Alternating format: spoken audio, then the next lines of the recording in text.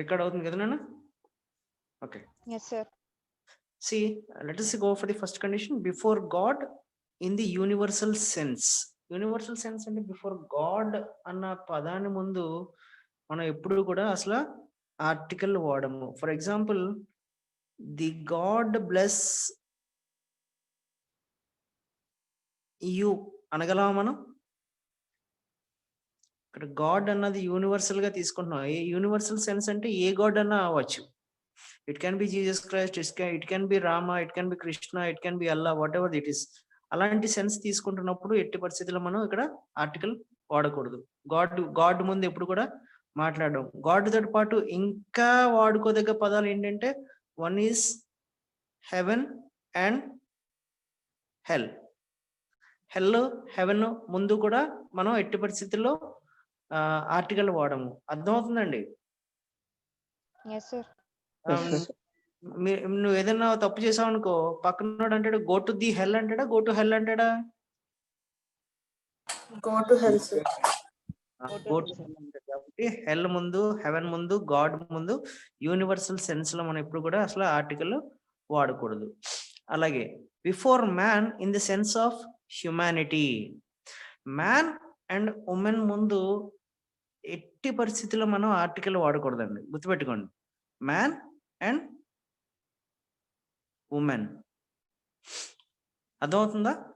Man ముందు కానీ women ముందు కానీ హ్యుమానిటీ. హ్యుమానిటీ అంటే అర్థం ఏంటంటే ఇట్స్ కంప్లీట్ మ్యాన్ కైండ్ గురించి మాట్లాడుతున్నట్టు. సో మ్యాన్ కైండ్ గురించి మాట్లాడుతున్నప్పుడు ఎక్కడైనా సరే మ్యాన్ కానీ ఉమెన్ కానీ వస్తే గనక మనం ఎట్టి పరిస్థితుల్లో ది అన్నది ఆర్టికల్ వాడకూడదు. Shall I go with one example? ఒక ఎగ్జాంపుల్ చెప్పనా? Let us see. I'll go with one example. So వీళ్ళు ఏమంటున్నాడంటే, మ్యాన్ ఉమెన్ కి నువ్వు ఎప్పుడు కూడా డెఫినెట్ ఆర్టికల్ ది అన్నది వాడకూడదు అంటున్నాడు. For example, the women is the better half of the man అన్నాను. ఈ సెంటెన్స్ చూడండి, the women is the better half of the man. ఈ స్టేట్మెంట్ లో విచ్ ఉమెన్ అండి? ఎనీ ఉమెన్, అవునా కదా? అలాగే which man? Any man. So man అంటే ఇక్కడ కంప్లీట్ హ్యుమానిటీ గురించి తీసుకుంటున్నాడు. అలాగే ఉమెన్ అన్న కూడా కంప్లీట్ హ్యుమానిటీ గురించి మాట్లాడుతున్నాడు. కాబట్టి ఈ సెంటెన్స్ లో తప్పు ఎక్కడ ఉంది? ఉమెన్ కానీ మ్యాన్ కానీ జనరల్ సెన్స్ లో మాట్లాడుతున్నప్పుడు ఎట్టి పరిస్థితుల్లో మనం ఆర్టికల్ యూజ్ చేయకూడదు. So women is the better half of man అన్న అంతే తప్ప the women is the better half of the man అనుకోదు. ఇక్కడ మ్యాన్ ముందు ఆర్టికల్ వాడము, ఇక్కడ ఉమెన్ ముందు ఆర్టికల్ వాడము. అర్థమైందమ్మా ఇది? Yes, sir. Now let us go to one more.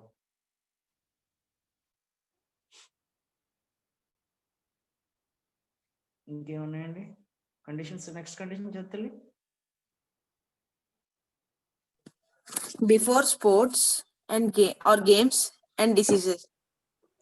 Before sports, before games and diseases. నువ్వు ఇక్కడ ఐ ప్లే బీచెస్ అనొచ్చా? No, sir. అలాగే ఈ డైడ్ ఆఫ్ ది క్యాన్సర్ అనొచ్చా? No, sir. యా. గేమ్స్ ముందు, డిజీజ్ ముందు, స్పోర్ట్స్ ముందు ఎట్టి పరిస్థితుల్లో మ్యూజికల్ ఇన్స్ట్రుమెంట్స్ ముందు వాడతామా? No sir. ఎస్ సార్ వాడతాం Yes, సార్. sir. వాడతాం సార్. అందరూ పడుకున్నారా, నిద్రపోతున్నారా? నిన్న కదా తల్లి మాట్లాడుకున్నాం. గాయత్రి ఉన్నావమ్మా? Yes sir. మ్యూజికల్ ఇన్స్ట్రుమెంట్స్ ముందు వాడతామా వాడమా? వాడతాం సార్. వాడాలి. అలాగే గేమ్స్ ముందు వాడతామా వాడమా? No sir. వాడము. డిసీజెస్ ముందు వాడతామా వాడమా? No sir. Absolutely right. ఈ కండిషన్ అర్థమైందండి అందరికీ? Yes, sir. Yes right. Okay Karishma, can you go for the next condition? Okay sir. Yeah. Before breakfast, dinner, lunch, etc. in the usual sense. Example, I take breakfast at 8 a.m. చూడండి, breakfast కానీ, dinner కానీ, lunch కానీ, దాన్ని ఇంకోటి add చేసుకోవచ్చు, meals అనొచ్చు. Meals అంటే అది అయితే మధ్యాహ్నం అవ్వచ్చు, పొద్దున అవ్వచ్చు. ఇలాంటి జనరల్ సెన్స్ లో ఎప్పుడైనా మాట్లాడుతుంటే కనుక యూజువల్ సెన్స్ అంటే జనరల్ సెన్స్ అంటే ఈ స్టేట్మెంట్ లో I take breakfast at 8 AM ముందు ఇక్కడ బ్రేక్ఫాస్ట్ ముందు ది పెట్టగలమా? ఎట్టి పరిస్థితిలో వాడుకోవడము. అలాగే ఐ టేక్ ఏ బ్రేక్ఫాస్ట్ అని కూడా అనలేము. ఎందుకు అనలేము అంటే బ్రేక్ఫాస్ట్ ఈజ్ జనరల్ సెన్స్ లో మాట్లాడుతున్నాడు. యూజువల్ సెన్స్ అంటే నువ్వు ప్రతిరోజు చేసే పని, అది ప్రతిరోజు చేసే పని కాబట్టి I had the dinner at 8 AM అనొచ్చా, 8 PM అనొచ్చా? No, sir. No, sir. కూడదు. డిన్నర్ అన్నది జనరల్ సెన్స్ లో మాట్లాడుతున్నాం కాబట్టి ఎట్టి పరిస్థితుల్లో డిన్నర్, లంచ్, బ్రేక్ఫాస్ట్ ముందు యూజువల్ సెన్స్ లో మాట్లాడకూడదు. ఓకే, నెక్స్ట్ అది తర్వాత చదువు తల్లి. Yes, sir. Before uncountable nouns or plural nouns used in general sense. Example, God is precious, children are innocent. God కాదు, ఇది గోల్డ్. చదువు జాగ్రత్తగా చదువు మళ్ళీ ఇంకోసారి. Okay, sir. Gold is precious, children are innocent. So uncountable noun అంటే ఏంటి చెప్పు నాకు. Sir, అన్కౌంటబుల్ నౌన్ అంటే ఏంటి? countable కాదు సార్, అంటే మోర్ అంటే sir. Yeah, see when a noun cannot take S or ES, such nouns S కానీ ఈఎస్ కానీ యాడ్ చేయలేమండి. అలాంటి నౌన్స్ ని మనం ఏమంటామంటే అన్కౌంటబుల్ నౌన్స్ అంటాము. ఫర్ ఎగ్జాంపుల్ నేను BABY అన్నాను. బేబీకి ప్లూరల్ ఫామ్ ఏమవుతుంది చెప్పు? Babies sir. BABIES. ES add చేసుకున్నామా లేదా దీనికి? Yes sir. చేసాము కాబట్టి దీన్ని ఏ నౌన్ అంటాము? కౌంటబుల్ నౌన్ అంటాము. అర్థమవుతుందా? అలాగే CHAIR అన్నాను. చైర్ కి ప్లూరల్ ఫామ్ ఏమవుతుంది? Chairs sir. చైర్స్ అవుతుంది. అంటే దీనికి ఎస్ యాడ్ చేసుకున్నామా లేదా? Yes sir. Yes, sir. చేసాము కాబట్టి దీన్ని కౌంటబుల్ నౌన్ అంటాము. ఇప్పుడు చూద్దాం, SUGAR అన్నాను. షుగర్ కి ప్లూరల్ ఫామ్ ఏంటి?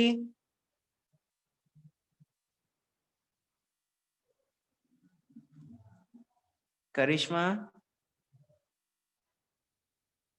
సార్ వాయిస్ బ్రేక్ అవుతుంది సార్. ఓకే, ఇప్పుడు వినిపిస్తుందా తల్లి? Yes sir. నీకు కనిపిస్తుందా? Sugar, sir. షుగర్ కి ప్లూరల్ ఫామ్ చెప్పు. షుగరే సార్. షుగర్ కి షుగరే. అంటే దీనికి ఎస్ గాని ఈఎస్ గాని యాడ్ చేయలేము. ఇలాంటి నౌన్స్ ని మనం ఏమనుకుంటామంటే అన్కౌంటబుల్ నౌన్ అంటాము. అర్థమైందా? So yes sir. Salt, sand, salt, water, ఇలాంటివి అన్ని కూడా, ఆయిల్, ఇలాంటివన్నీ కూడా మనం ఏమంటామంటే అన్కౌంటబుల్ నౌన్స్ అంటాము. అన్కౌంటబుల్ నౌన్స్ ని ఎప్పుడు కూడా మనం ఆర్టికల్స్ తోటి వాడకూడదు. దీని ముందు THE గాని ఏ గాని పెట్టకూడదు. క్లారిటీ వచ్చిందండి అందరికి? Yes sir. Uncountable Yes, sir. Articles వాడకూడదు. Okay, let us go to next condition. తర్వాత చదువు తల్లి. Before names of people and countries. I met People. Raju. I love India. People గాని కంట్రీస్ గాని ఎక్కడన్నా సరే కనిపిస్తే అక్కడ మాత్రం నువ్వు ఆర్టికల్ వాడొద్దు. అదే గనక కంట్రీ నేమ్ కి ముందు యునైటెడ్ ఆర్ రిపబ్లిక్ అని వస్తే వాడాలా వాడకూడదా? వాడాలి సార్. వాడాలి. మనం లాస్ట్ క్లాస్ లో మాట్లాడుకున్నాము. యునైటెడ్ గాని రిపబ్లిక్ గాని కంపల్సరీ వస్తే గనక ద వాడాలి. లేని పక్షాన డెఫినెట్లీ ఆర్టికల్ వాడకూడదు. నేమ్స్ ఆఫ్ పీపుల్ ని మనం ఏమనుకుంటామంటే ప్రాపర్ నౌన్ అంటాము. ప్రాపర్ నౌన్ ముందు ఆర్టికల్స్ వాడకూడదు అని చెప్పుకున్నాం కదా మనం స్టార్టింగ్ లో. Yes sir. కండిషన్ అందరికి అర్థమైందేనా? Yes, sir. నేమ్స్ కానీ కంట్రీస్ ముందు కానీ ఆర్టికల్ వాడొద్దు. నెక్స్ట్ కండిషన్ చదువు తల్లి. Before languages, English is an international language. Language ముందు ద పెడితే ఏమవుతుంది? Nationality, sir. Sir. నేషనాలిటీలోకి మారిపోతుంది. నేను మాట్లాడుకున్నాం గుర్తుందా మనకి? లాంగ్వేజ్ నన్న వాయిస్ బ్రేక్ అవుతుందా?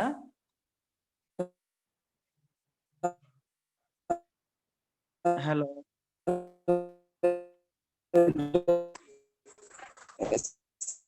వాయిస్ వినిపిస్తుందా నాన్న? Yes, sir. Yes, sir. Okay. So languages ముందు మాత్రము ఎటువంటి వాడకూడదు, కానీ వాడావు అంటే మాత్రం లాంగ్వేజ్ కాస్త నేషనాలిటీలోకి మారిపోతుంది అని మాట్లాడుకున్నాం మనం లాస్ట్ క్లాస్ లో, గుర్తుంది కదా? Good, right. తర్వాత కండిషన్ చదువు తల్లి. Before church, temple, college, hospital, prison, when visited for their main purpose. Example, Christians go to church. ఒకవేళ కనుక అదర్ పర్పస్ కి వాడితే ఏమైపోద్ది? అదర్ పర్పస్ అయితే వాడాలా వాడకూడదా? వాడాలి సార్. మనం నిన్న క్లాస్ లో మాట్లాడుకున్నాం, అదర్ పర్పస్ కి వెళ్తే వాడాలి, మెయిన్ పర్పస్ కి వెళ్తే వాడకూడదు. ఎయిత్ కండిషన్ బాగా అర్థమైందండి అందరికీ? Yes, sir. Yes, sir. ఈ ఎగ్జాంపుల్ ఒకటి చెప్తాను. ఈ ఎగ్జాంపుల్ ముందు ఆర్టికల్ ఉంటది లేదు చెప్పండి నాకు. I go to the church regularly అన్నాను. ఓకే, చర్చ్ ముందు ఆర్టికల్ ఉంటదా ఉండదా? ఉండదు, sir. ఎందుకు ఉండదు? ఎందుకు ఉండదు? Sir. Sir, అది regular purpose purpose other purpose కాదు, ఓన్లీ ప్రేయర్ చేసుకోవడానికి వెళ్తాను అని చెప్తున్నాను కాబట్టి ఎట్టి పరిస్థితుల్లో కూడా ద ఉండదు. అర్థమైందండి? Yes, sir. గుడ్. ఆర్టికల్స్ అందరికి అర్థమైందా?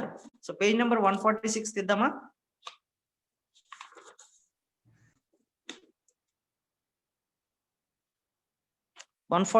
టాస్క్ ఏంటంటే, మీకు రేపటి టాస్క్ ఏంటంటే, నేను ఫస్ట్ టాస్క్ ఏంటంటే మీలో ఎవరో ఒకరు సిఆర్ అన్నది డిసైడ్ చేసుకోవాలి.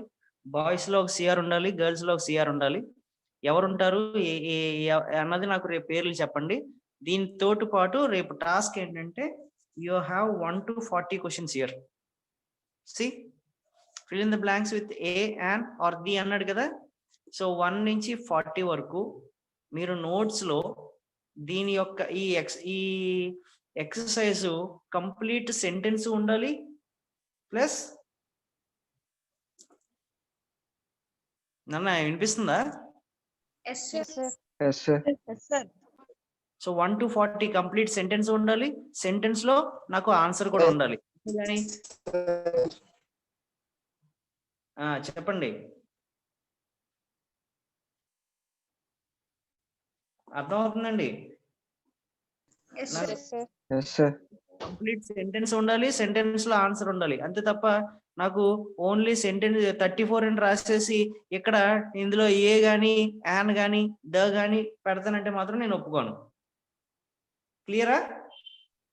Yes, sir. Yes, sir. Yes, sir. Yes, sir. అమ్మా లక్ష్మీ ప్రియ, Yes, sir. అర్థమైందా తల్లి? Yes, sir. Chandrarao, Yes, sir. అలాగే ఇంకొక టాస్క్ ఉంది, fill in the blank with articles when ever necessary అన్నాడు. ఈ ప్యాసేజ్ కూడా మీరు కంపల్సరీగా నాకు నోట్స్ లో, మీరు ఇంగ్లీష్ నోట్స్ లో రాయాలి. ఓకేనా? Yes, sir. Yes, sir. Okay, sir. Articles అర్థమైందా అందరికీ?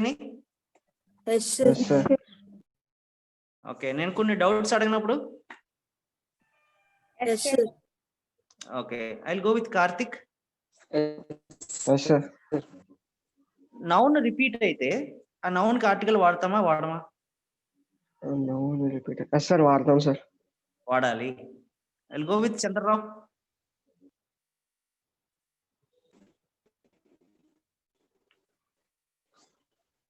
Yes, sir. ఓకే, ఒక నౌన్ కనుక ఎంటైర్ రేస్ రిప్రజెంట్ చేస్తే Sir.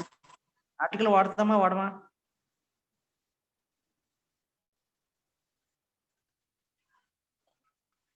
ఒక నౌన్ ఎంటైర్ రేస్ వాడతామా వాడమా? Was. యా వాడాలి. Okay, I'll go with Tejaswini. వాడతాం Sir. Sir. Tejaswini, Sir. Comparative ముందు ఆర్టికల్ వాడతామా వాడమా? Yes, sir. వాడాలి. ఓకే, మ్యూజికల్ ఇన్స్ట్రుమెంట్స్ ముందు, Yes, sir. డైరెక్షన్స్ ముందు, Yes, sir. Noun entire race represent చేస్తే, Yes, sir. డేట్స్ ముందు, Sir. Date No, sir. Day ముందు. No, sir.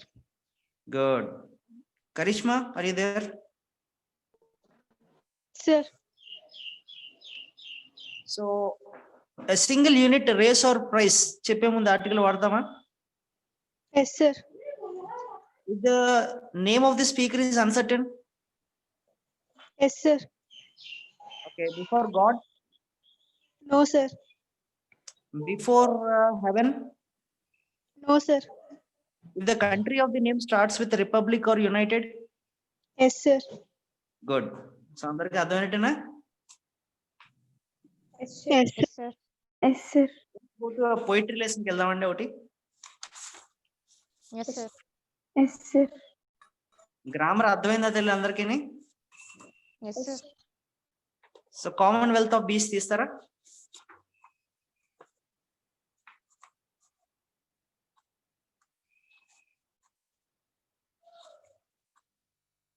Karishma page number ఎంత తల్లి?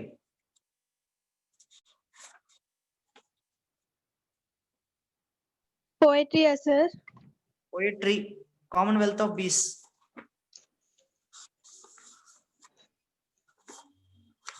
55, sir. ఓకే, మనకి పోయిటరీలో లేని లెసన్ ఏంటో చెప్పండి. The body, sir. Body, sir. Body లేదు కదా. సో కామన్వెల్త్ ఆఫ్ బీస్ ఉంది, this is my prayer to thee ఉంది, యాజ్ ఐ గ్రూ ఓల్డర్ ఉంది, టు ఏ స్టూడెంట్ ఉంది. సో బాడీ అన్న లెసన్ తీసేస్తున్నాం కాబట్టి నేను commonwealth of bees page number 55 తల్లి. Yes, sir. 55 కన్నా బెటర్ ఓపెన్ 56.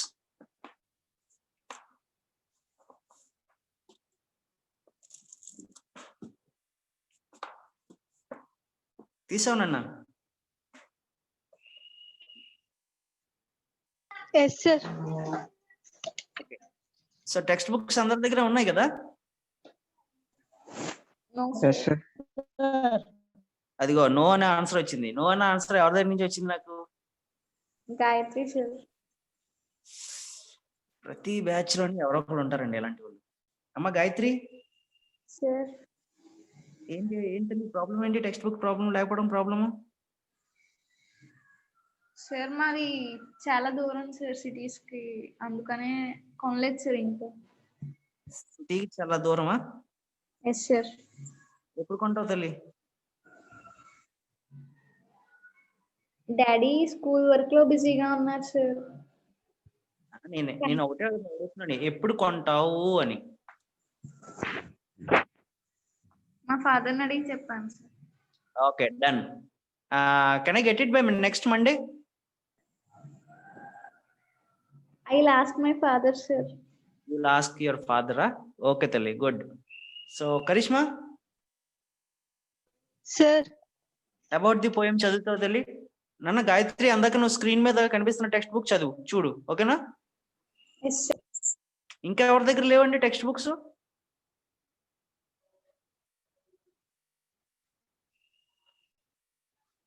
అందరూ సైలెంట్ గా ఉన్నారంటే అందరూ ఉన్నట్టేనా? అందరి దగ్గర ఉన్నట్టేనా గాయత్రి తప్ప? Yes, sir. Under there on us. Okay నాన్న, right. Karishma, can you read the poem about the? Yes, sir. About the poet William Shakespeare, 26th April 1564, baptized, to 23rd April 1616, is widely acknowledged as the world's greatest English playwright.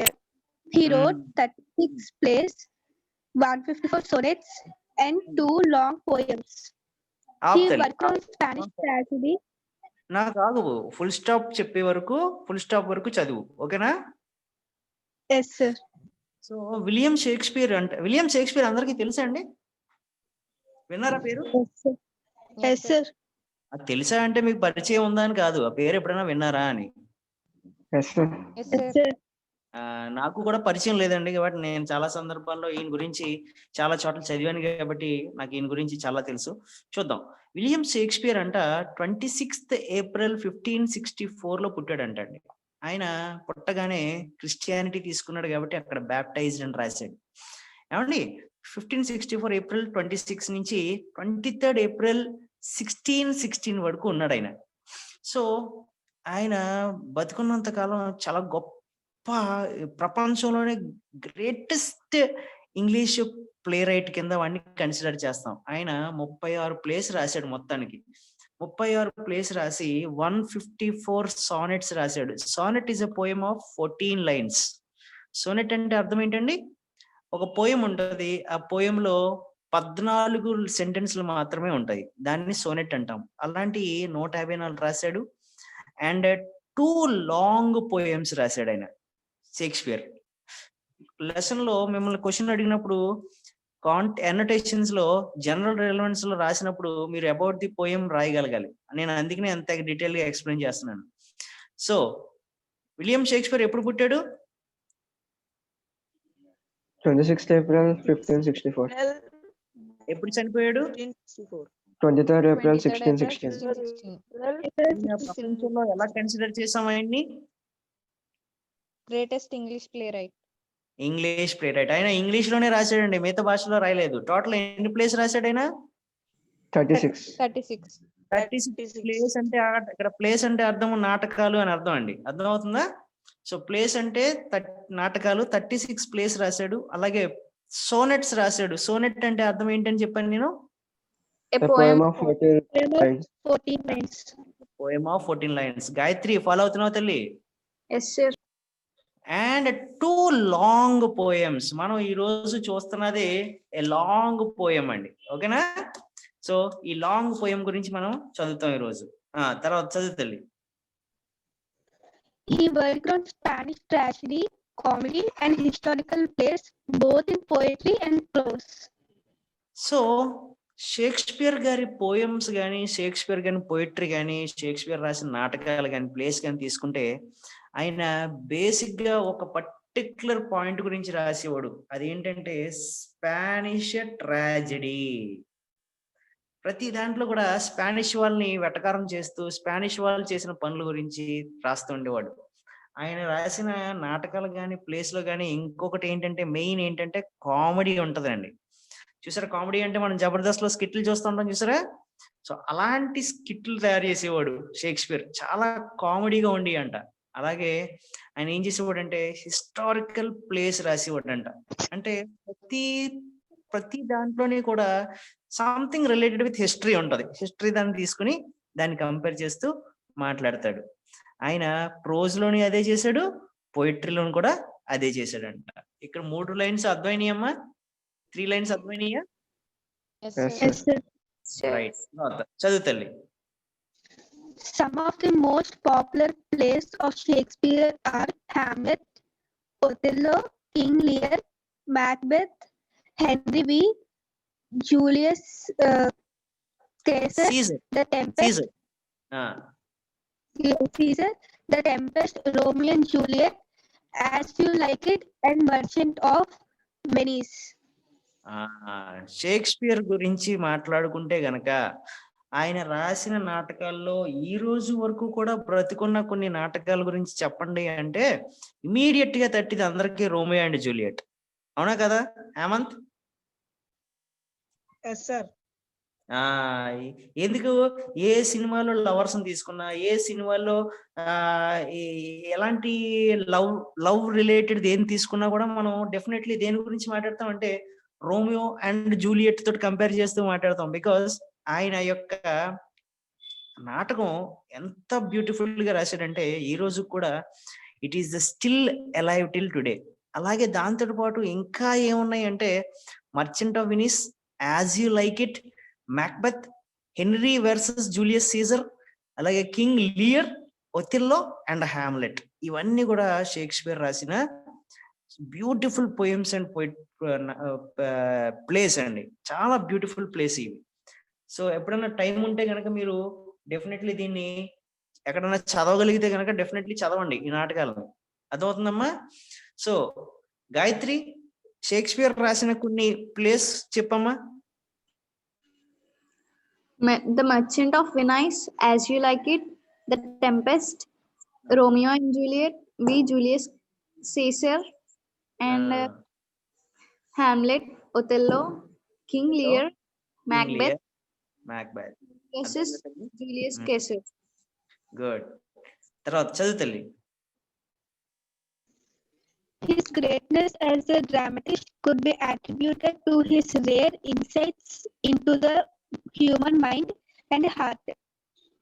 ఆయన యొక్క dramas తీసుకుంటే గనక ఎంత beautiful గా ఉంటాయి అంటే నిజంగా మనిషిని పెట్టి రాశాడా అన్నట్టు ఉంటాయి అంటండి. అంతే. నువ్వు చూడండి, great insights, his rare insight into human mind and heart. ఆయన యొక్క నాటకాలు ఎలా ఉంటాయి అంటే నీ లైఫ్ నా లైఫ్ ఎలా ఉంటుందో అలాగే కనిపిస్తాయి. అంటే దాని అర్థం ఏంటంటే అదేంటి, ఆ క్యారెక్టర్ చూస్తే సేమ్ నా క్యారెక్టర్ లాగే ఉంది, షేక్స్పియర్ నన్ను ఎన్న వచ్చి చూసాడా, నా గురించి ఆ షేక్స్పియర్ తెలుసా అన్నట్టు అనిపిస్తుంది అంట. అంత చదివేసి హ్యూమన్ మైండ్ అండ్ హార్ట్ గురించి, అంటే నువ్వు నేను ఎలా ఫీల్ అవుతామో, నువ్వు నేను ఎలాగ ఆలోచిస్తామో అలాగా షేక్స్పియర్ దాంట్లో ఆయన యొక్క పోయిటరీ గానీ ప్రోజ్ లో గానీ అంత ఇండెప్త్ ఉంటదంట. అర్థమైందన్న? తర్వాత చదువు తల్లి. Succeeded in rendering the established turns of human consciousness in lines that are memorable. He succeeded in rendering the subtlest turns of human consciousness in lines that are memorable. Shakespeare రాసిన poems కానీ poetry కానీ place కానీ తీసుకుంటే ఈ రోజుకి కూడా అవి బతికుండడానికి కారణం ఏంటంటే చూడండి, మనం 2020 నవంబర్ 27వ తారీఖుని షేక్స్పియర్ గురించి మాట్లాడుకుంటున్నాం, అవునా కదా? Yes, sir. Yes, sir. ఎందుకోసం మాట్లాడుకుంటున్నాము అంటే ఆయన చూసారండి, అతి సట్లెస్ట్ అంటే చిన్న చిన్న విషయాల్ని కూడా హ్యూమన్ కాన్షియస్ పెట్టి రాయగలిగాడు, అంటే మైండ్ పెట్టి రాయగలిగాడు. కాబట్టి ఈ రోజుని మనం ఈ రోజు కూడా షేక్స్పియర్ గురించి మాట్లాడుకోగలుగుతున్నాం. Because these stories became immortal అంటాం. ఇమ్మోర్టల్ అంటే వీటికి చావు ఉండదు. సో షేక్స్పియర్ రాసింది ఏదైనా సరే ఈ రోజు కూడా బతికుందంటే కారణం ఏంటంటే ఆయన చిన్న విషయాలు చాలా డీటెయిల్డ్ గా మాట్లాడాడు. That is the reason why we're talking about William Shakespeare in 2020 intermediate first year. చదువు తల్లి. No wonder then that his plays continue to be read, performed and enjoyed even after 100 of years. Date చూసారండి, 1616 ఎక్కడ, 2020 ఎక్కడ. ఆయన చనిపోయి ఇంచుమించు 16, 17, 18, 19, 400 years అవుతుంది. 400 years తర్వాత కూడా మనం ఈ రోజు కూడా ఆయన యొక్క ప్లేస్ చదివి, నన్ను ఇక్కడ Karishma, can you read this particular word? Read, sir. It is not read అండి. 2B is always followed by V3. So 2B read అవ్వాలి అది. ఓకేనా?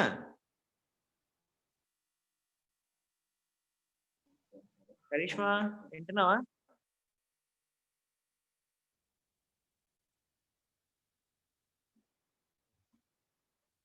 అమ్మా ఉన్నారా? Yes, sir. So Yes, sir. hundreds of మళ్ళీ డిస్కనెక్టెడా కనెక్టెడేనా?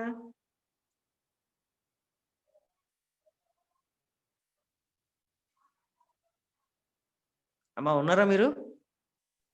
Yes, sir. Yes, sir. Yes, sir. Yes, sir. Disconnect అయింది. So about the poet అందరికి అర్థమైందా? Yes, sir. Yes, sir. So poem ఏం చదువుతో చూద్దాం. About the poem చదువుతానా?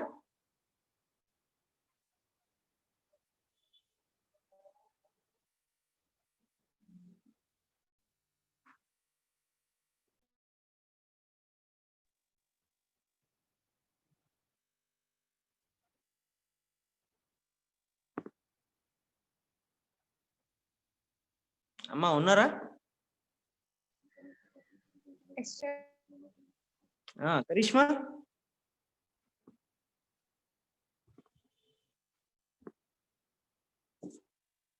కరిష్మా ఉందా?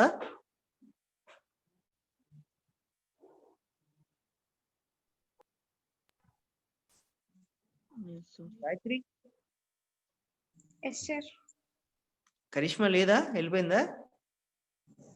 Yes, sir. Okay, so can you read that about the poem? Yes, sir. About the poem Commonwealth of Bees is an excerpt from William Shakespeare's play Henry. The Act 1, Scene 2. Here Henry's. Full stop వరకే చదవాలి, ఓకేనా? Yes, sir. So this హెనరీ వి కదమ్మా, హెనరీ 5 అది, ఓకేనా? Yes, so sir.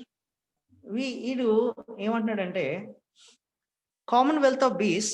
ఉన్నారమ్మా మిగతా అందరూ ఉన్నారా, వింటున్నారా? Yes, sir. Yes, sir. Karishma ఉందా, వెళ్ళిపోయిందా? వచ్చింది సార్. వచ్చిందా? Yes, sir. ఓకే ఓకే, చూడు తల్లి. So the poem commonwealth of bees is an excerpt from William Shakespeare's play.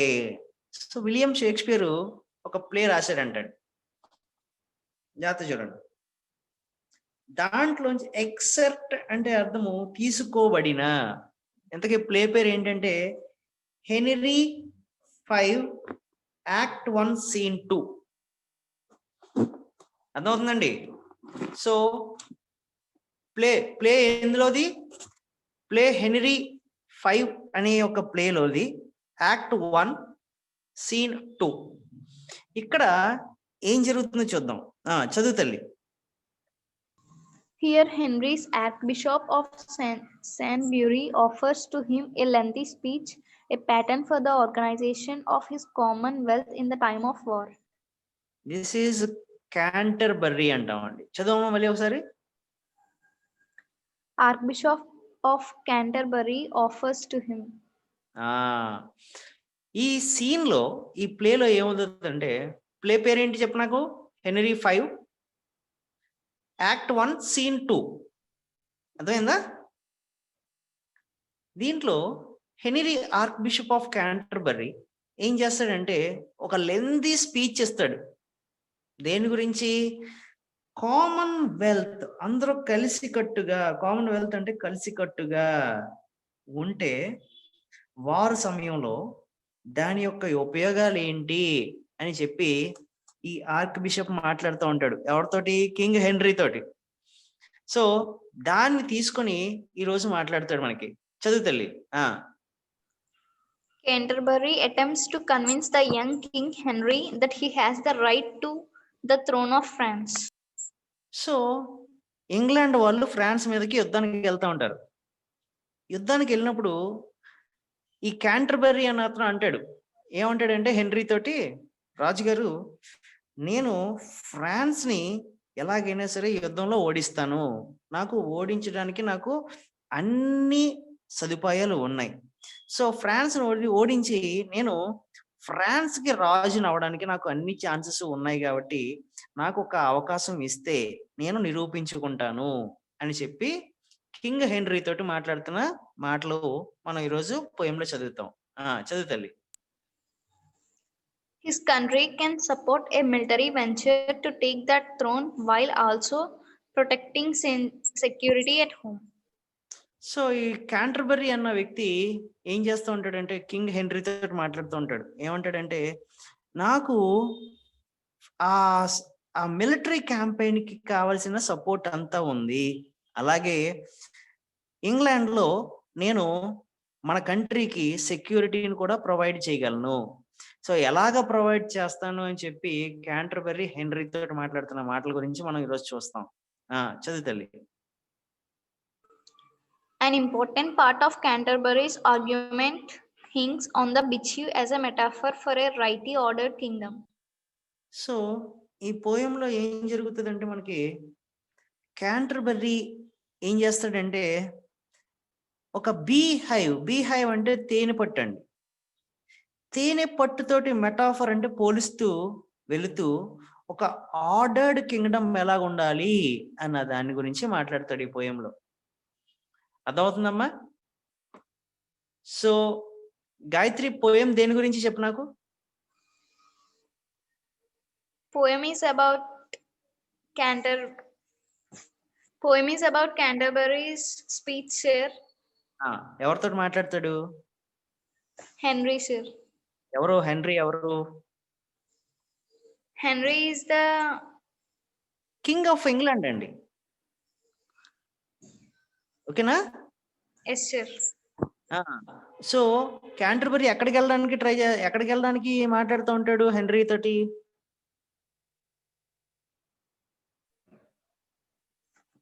Canterbury. వార్కి వెళ్ళడానికి కింగ్ హెన్రీ తోటి మాట్లాడుతూ ఉంటాడు. ఎవరి మీద వార్కి వెళ్తాడు? ఫ్రాన్స్ మీదకి వార్కి వెళ్ళడానికి రెడీ అవుతూ ఉంటాడు. అర్థమవుతుందా? Yes, sir. ఈ సీన్ ఎక్కడి నుంచి, ఈ మనం మాట్లాడుకునే కామన్వెల్త్ ఆఫ్ బీస్ ఎందులోంచి తీసుకోబడింది చెప్పు నాకు. Henry 5 Act 1 Scene 2, sir. Good. So ఈ దీంట్లో క్యాంటర్బరీ దేని గురించి మాట్లాడతాడు అంటే వాడికి ఉన్న లక్షణాలు ఏమని చెప్తూ ఉంటాడు? About beehive, sir. Beehives తీసుకుంటాడు. దాన్ని పోలుస్తూ ఒక ఆర్డర్డ్ కింగ్డమ్ ఉండాలి, ఎలా ఉండాలి అన్న దాని గురించి మాట్లాడతాడు. దానితో పాటు ఏమంటాడంటే కింగ్ హెన్రీ ఏమంటాడంటే, ఫ్రాన్స్ మీద నేను విజయం సాధిస్తాను, ప్లస్ ఫ్రాన్స్ తోటి పాటు నేను మన హోమ్ ల్యాండ్ కూడా సెక్యూరిటీ ప్రొవైడ్ చేయగలను, నాకు ఒక ఛాన్స్ ఇవ్వండి అని చెప్పి కింగ్ హెన్రీ తోటి మాట్లాడుకునే మాటల్ని మనం ఈరోజు చూస్తాము. Right, second paragraph. Karishma, can you read that?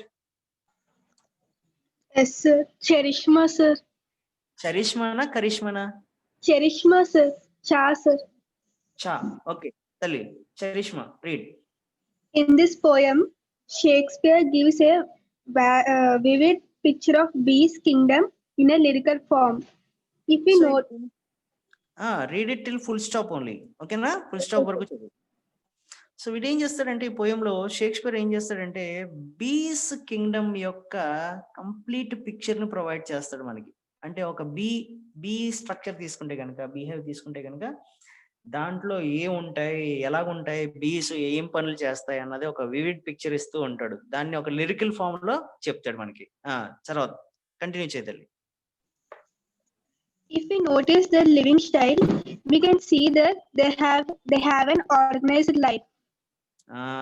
So బీస్ ని కనుక చూస్తే బీస్ లో మనకులాగా ఎవడు ఏ పనులు పడితే ఆ పనులు చేసుకోవడానికి ఉండదండి.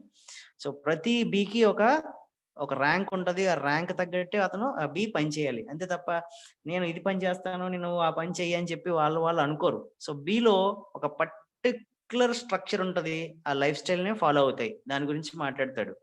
చదువు తల్లి. They have some rules, regulations. వాళ్ళకి బీస్ కి ఒక రూల్స్ అండ్ రెగ్యులేషన్స్ కూడా ఉంటాయంట. తర్వాత They also have to maintain discipline in order to lead their lives. So బీస్ ఏం చేయాలంటే డిసిప్లిన్ మెయింటైన్ చేయాలంట. లేని పక్షాన వాటికి చావు తప్పదు, బతికొండవు అసలు అయ్యి. సో ఆ స్ట్రక్చర్ గురించి మనకి ఈ రోజు లెసన్ లో మాట్లాడతాడు. Next paragraph.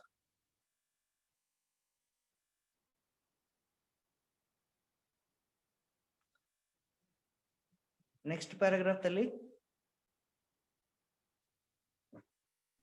Yes, sir.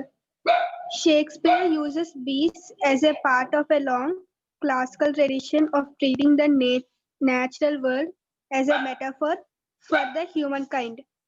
Gayatri, నువ్వు ఫాలో అవుతున్నావా తల్లి? Yes, sir. స్క్రీన్ మీద టెక్స్ట్ బుక్ కనిపిస్తుందా నీకు? క్లారిటీగా కనిపించట్లేదు సార్. క్లారిటీగా కనిపించట్లేదు. ఓ పని చేయి, చరిష్మా దగ్గర వాట్సాప్ ఫోటో పెట్టమను. నీకు ఎస్ సార్. వాట్సాప్ ఫోటో పెట్టమంటే ఆ ఫోటో తీసుకుని దాంట్లో చూసుకుంది కానీ క్లియర్ గా ఉన్న ఫోటో. ఓకేనమ్మా? Yes sir. ఓకే, కమాన్ తల్లి. Charisma చదువమ్మా.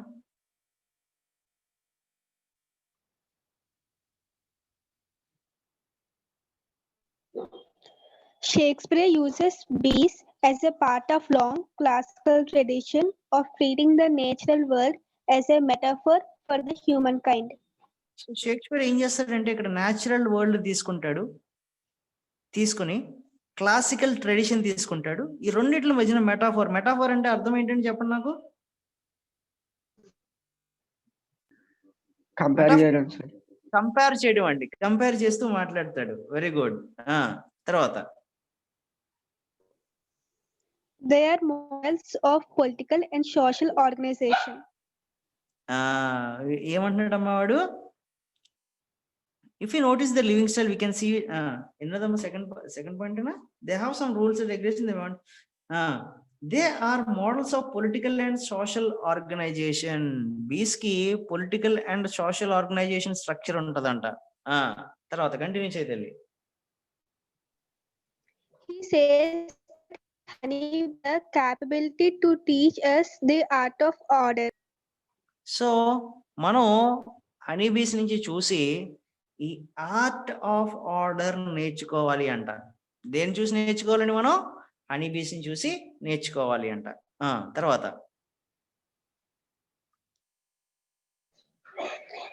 In fact, we can learn a lot about how to run a well-ordered governance from the creatures. From So, these creatures. బీస్ నుంచి మనం ఏం చేయొచ్చు అంటే ఒక వెల్ ఆర్డర్డ్ గవర్నెన్స్ ఎలాగ రన్ చేయాలి అన్నది ఈ క్రీచర్స్ నుంచి నేర్చుకోవచ్చు అంట. ఈ క్రీచర్స్ అంటే ఎవరు ఇక్కడ? Honeybees, sir. హనీ బీస్ గురించి మాట్లాడుతున్నాడు. గుడ్ తల్లి. తర్వాత Like us, they have a king and officers of sorts. మనకులాగే బీస్ కూడా కింగ్స్ ఉంటారు అండ్ ఆఫీసర్స్ ఉంటారంట. Some like magistrates dole out punishment at home, while others ventures forth for commerce like merchants. Some like magistrates dole out punishments at home. తప్పు చేస్తే మనకి punishments ఎలాగొస్తుందో అలాగా కొంతమంది ఏం చేస్తాయి, కొన్ని బీస్ ఏం చేస్తాయి అంటే పనిష్మెంట్ ఇవ్వడానికే ఉంటాయంట. అలా కాకుండా కొన్ని while others venture fourth for commerce. మనం కొన్ని బీస్ ఏం చేస్తాయి అంటే మనం బిజినెస్ చేయడానికి బయటికి ఎలాగ వెళ్తామో అలా కొన్ని బీస్ బయటికి వెళ్తాయంట. లైక్ మర్చెంట్స్ లాగా చేస్తాయి అవి. తర్వాత చదువుతల్లి. Still others, armed like soldiers and stingers, pillage, making war on the summer flowers. మిగతా బీస్ ఏం చేస్తాయి అంటే ఆర్మడ్ సోల్జర్స్ లాగా ఉంటాయంట. వాటికి ఏమేమి ఉంటాయంట? స్టింగర్స్ ఉంటాయంట. వాటి యొక్క మెయిన్ ఏజ్ అంటే పిలేజ్ అంటే దోచుకోవడం అండి. దేన్ని దోచుకుంటాయి? సమ్మర్ ఫ్లవర్స్ ని దోచుకుంటాయి. దాని మీదకి వారికి వెళ్తాయంట. తర్వాత తల్లి They bring the booty triumphantly to the royal tent for their emperor, who is preoccupied with governing. ఇది ట్రింఫెంట్లీ కాదు, ట్రైంఫెంట్లీ. ఓకేనా? Okay, sir. సో వారికి వెళ్ళి వారి నుంచి అవి బూటీని తీసుకొస్తాయి. బూటీ అంటే ఇక్కడ ఏమై ఉంటది? హనీ బీస్ తీసుకొచ్చే బూటీ ఏమై ఉంటది? Honey, sir. హనీ తీసుకొస్తాయి. ఆ హనీ తీసుకొచ్చి ఏం చేస్తాయి అంటే ఏం చేస్తదంట? ఎంపరర్ ముందు పెడతదంట. ఎంపరర్ రాయల్ టెంట్ ముందు పెడతాయంట. ఎంపరర్ ఎలా ఉంటాడు? గవర్నెన్స్ తోటి ప్రీ ఆక్యుపైడ్. వాడి పని ఏంటంటే, కింగ్ యొక్క పని ఏంటంటే ఓన్లీ వాడు గవర్నెన్స్ చేయడం వరకే. ఇక్కడ వరకు అర్థమైందా నాన్న? Yes, sir. 1, 2, 3 పారాగ్రాఫ్స్ మాట్లాడుకున్నాము. ఈ 3 పారాగ్రాఫ్స్ 4 and 5 రేపు కంటిన్యూ చేద్దాం. ఓకేనమ్మా? Yes, sir. చాలాసేపు మాట్లాడేసుకున్నాం. సో రేపు మీ టాస్క్ ఏంటి నాన్న చెప్పండి. Articles. చెప్పండి సార్.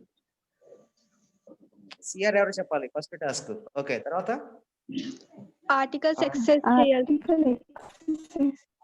ఎక్సర్సైజ్ మీరు రాసి చూపించాలి. ఓకేనా? So that is your task for tomorrow. అందరికి అర్థమైందమ్మా? Gayatri, sir. Tejaswi, Yes, sir. Chandrarao, Yes, sir. Lakshmi ప్రియ,